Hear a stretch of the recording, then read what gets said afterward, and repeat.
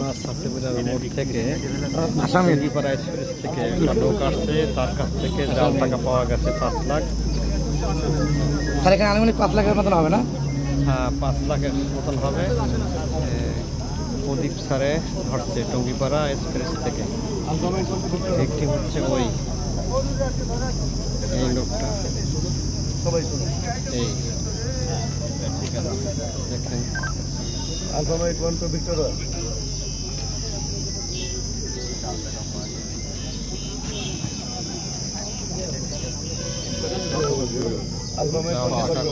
এখন।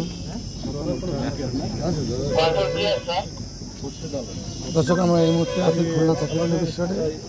আমরা এই মুহূর্তে আসছি খুলনা চাষিবন্ডের মোড়ে। আসামি হচ্ছে ওই স্যার ধরছেন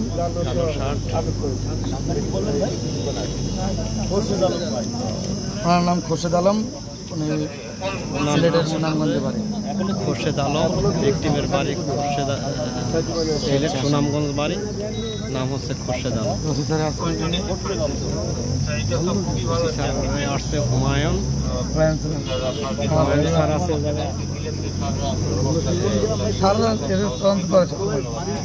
টাকা লোকের টাকা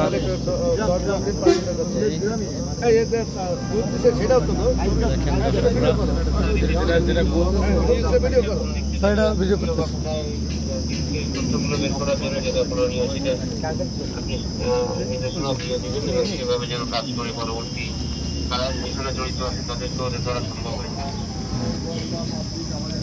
ভিকটিম হচ্ছে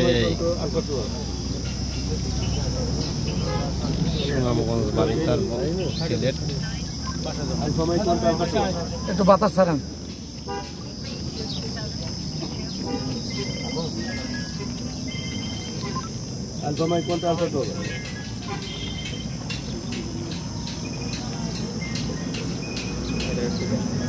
ঠিক আছে, যেটা ঠিক বাবা ভিতরে টুবা। তার মানে আপনারা দেখেন সবাই, তার মানে 500 টাকার বান্ডিলে 100 করে আছে। এই 10 বান্ডিল ওটা বলবেন যে আমাদের কি আছে। দেখতে গেলাম,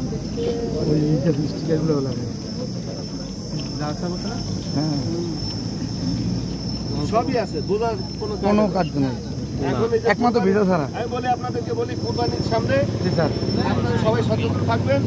এখন এই ধরনের জাল নোট চালানোর জন্য নানা রকম ফন্দি আসবে। আমাদের যারা ব্যবসায়ী আছে, যেটা তো ব্যবসায়ীরা উপস্থিত থাকেন, আপনাদের দোকানপাট যা আছে, আপনার দোকানের টাকা 500 টাকার নোট বা 1000 টাকার নোট আপনারা এই করার সময় এই যখন ভাঙাইতে চাবে তখন অবশ্যই একটু চেক করে, আমি হোক আর যেই হোক, আপনারা একটু সবাই চেক করে ই করবেন। ওই যে দেখছেন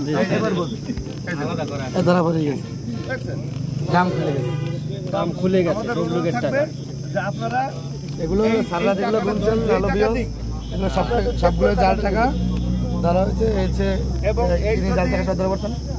এরকম যদি পাওয়া যায় সাথে সাথে আমাদের 999-এ ফোন দেন বা আমাদের থানা পুলিশকে ফোন দেন, যাকে ফোন দেন তা আমরা দ্রুত সেখানে পৌঁছে দেবো।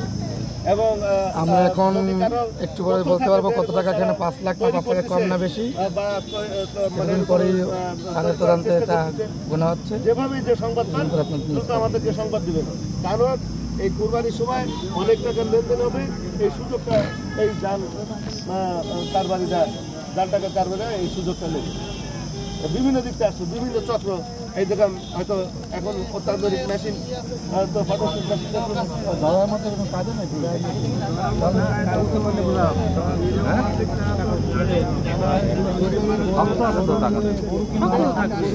মূলত এই ধরনের লোকদের